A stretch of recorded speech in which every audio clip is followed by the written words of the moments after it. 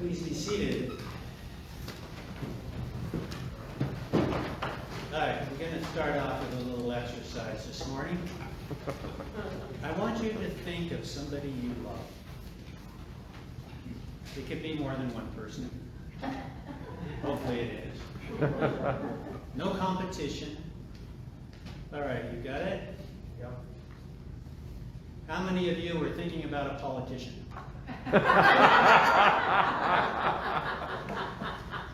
No? No. Sorry. Actually, somebody at the earlier service was thinking of somebody. I didn't go there. How many of you thought about somebody that's hurt you? How many of you thought about somebody that's abandoned you or ignored you? How many of you thought about an enemy? All right. We're all good Christians, right? We have no enemies. That's what we say. I love the fact that Jesus starts this great speech about love. Where does he start? Love your enemies. First point. Why must he be so negative? Love your enemies. You know why I love that? Because he doesn't say, those of you that have enemies, you should love them. The assumption that Jesus makes up front is we all have enemies. And we may not like conflict. We may not like negativity. We may not want to grow through relationships. But I feel somewhat comforted that Jesus says, y'all got enemies. There's something there that hurts. There's something there that needs forgiving. There's something there that's troubling you, that keeps you up late, that gets under your skin. We all have buttons. Some people know where to push those buttons. Okay? So, if you thought of those positive, close people to you when you thought about who is it that I love, I'd like to congratulate you for reaching the level of sinner. That's what Jesus said. Even the sinners do that. You know, oh, I got love in my heart. Well, here, but not over there. It's just a crazy, radical statement. Jesus jumps right into it. Love your enemies. Pray for those who hurt you. If someone asks you for something you don't want to give it to them. I got some pledge cards up here. It's so important to realize that love is universal. That God does not pick and choose. And as we would ask for mercy, we would hope God would have mercy upon us. It would be hypocritical for us to not model that mercy towards other people. That's hard work. That's really, really hard work. Jesus gives us a way to do that. And I'm going to use three points in this. The first is, judge not, lest you be judged. That's really hard to do. Not judge people. Really hard. I drive by a hospital a lot on my way here. And there's a funny configuration of stop signs. Some of them are, it's like a 3-stop sign. One we go through it. One side doesn't stop. And I'm always careful there because I've almost been hit several times by people going through their stop sign.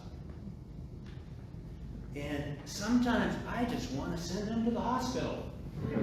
It's right there. But then I think, they're coming from a hospital. I wonder what they just went through. I wonder if they were visiting somebody who they were concerned about. I wonder if they got a bad diagnosis. I wondered what was going on for them. It doesn't excuse going through a stop sign. It's not about excusing behavior. But it is about my reaction to those who I judge. And that's hard work. I don't know what you think about Elon Musk. Somebody has Elon Musk on that other list. But in an interview, he said the principle that has made him so successful, you know what that principle is? I assume I'm wrong. And he said the goal for me is not to be right, but to be less wrong. I don't think that's a bad philosophy. I think that's a good philosophy. It's certainly a scientific philosophy, where you work with a certain principle, you struggle with it, and then you evolve. And you're open to change. And you're open to how you see other people. Judge not. As they say, you can't know a book by its cover, right? Heard that phrase? You know, since originally this was going to be a family service, that's why it's so short, and all the families left town, most everybody. So God bless the families that did make it. So I'm going to use a little illustration for you guys. You don't know a book by its cover. What do you think about the Bible? Boring, exciting? Boring? It looks kind of, right. I've never. It looks sort of, it looks boring, right? Right? It's just a big black book. But you don't know a book by its cover, right? You don't know a book by its cover. Judge not. Don't judge. You want to see it again? Yeah. Why is it on fire? It's an exciting book. You should read it every day. You get up in the morning and say, I want to read this book. I want to memorize this book. How can you read it if it's on fire? But you know you can read it in the dark.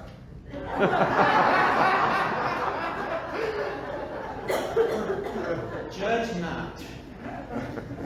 Okay, first principle. Work on that judgment.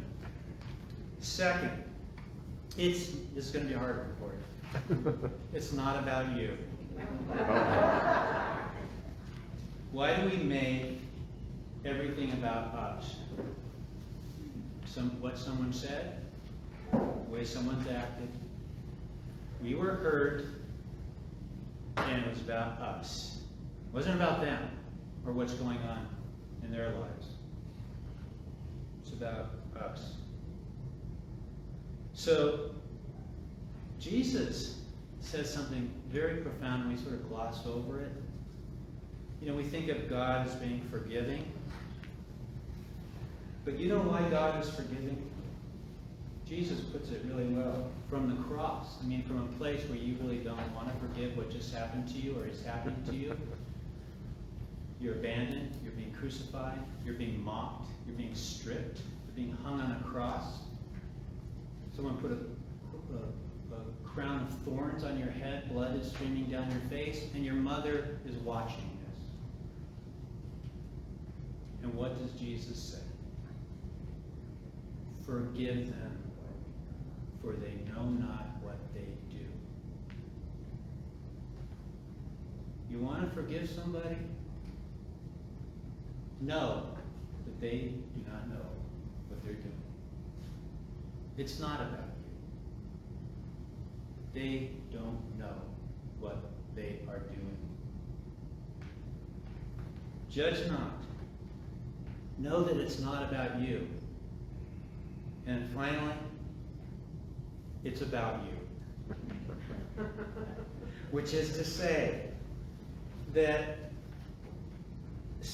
for some reason, whatever is bothering you is catalyzing something inside of you. It's a learning opportunity. Don't see it as something happening against you, but something happening for your growth. I've heard people say this pandemic is a teacher. What is a pandemic teaching us? What do I have to learn from a pandemic, or from something bad that's happening to me, or some hurt that I'm going through? And this is not about someone else's action, but our reaction. That is why I love the New Zealand Prayer Book translation of the Lord's Prayer.